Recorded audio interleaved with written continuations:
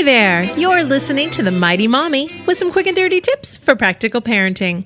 Today's topic, telling tall tales. When children lie, tips for setting things straight. You will deal with many wonderful changes in your children throughout their lifetime. Some of these changes will make you proud, and some will not.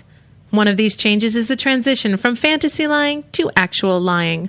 I call the first type fantasy lying because small children don't really know they are lying.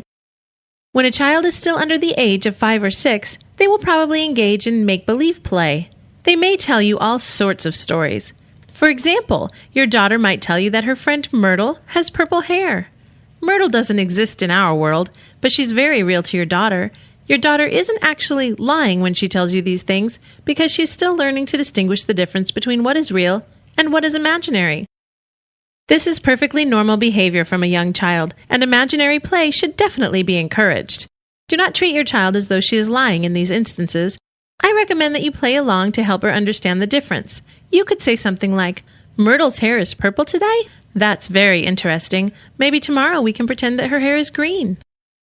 This type of statement allows you to point out that you know she's pretending, but you are still happy to play along.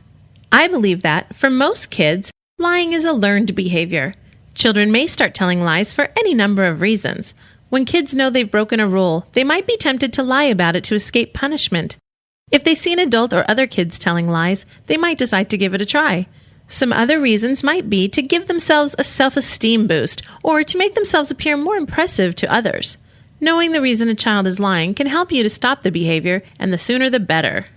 It would seem fairly logical as a parent and role model that we would want to avoid telling lies in front of and directly to our children. Unfortunately, little white lies can occur right in front of them, and we might think nothing of it. If you're on the phone canceling an engagement due to illness, but nobody is sick, your child might pick up on this. You need to be sure you are setting the right example for your children. They are listening even when you think they aren't. If you know for certain your child is lying to avoid punishment, you may want to ask him why. Is he afraid of the punishment? If he is, can you consider a different form of punishment? Depending on the infraction, you might even consider offering to relieve punishment altogether if your child will come clean. The idea behind this thought process is that you want your child to tell you the truth. Let him know that lying won't get him out of the situation, but telling the truth now and in the future will definitely result in a more positive response from you. If your child is honest with you the next time something similar occurs, be sure to thank your child for his honesty and consider being more lenient on the punishment. This should help your child to feel more secure, and hopefully, he'll be more apt to tell the truth in the future. Please keep in mind that punishing a child for lying can result in more defensive lying. The more frightened a child is, the more likely he will keep to his story in the hopes that you will eventually believe him. It might be a good idea to advise your child that he will not be punished for the lie itself, but that you would really like him to tell the truth. If your child is telling lies to make himself appear more impressive or to build up his own self-esteem, you should try to find out why he's feeling inadequate. One example would be if you find your son telling his friends that he has a new dog. If you don't have a dog, you know that your son is telling his friends this to impress them. Your son is old enough to know that there is no dog at home. When something like this happens, you should be reassuring but firm. Let your son know that when his friends come to visit, they will see that there is no dog. Tell him that he should be honest with his friends, because it isn't nice to lie to your friends. You want to reassure him that the other kids will like him for being a good, honest friend, whether he has a dog or not. My final tip for today is to pay close attention to your child if he's telling an abundance of lies.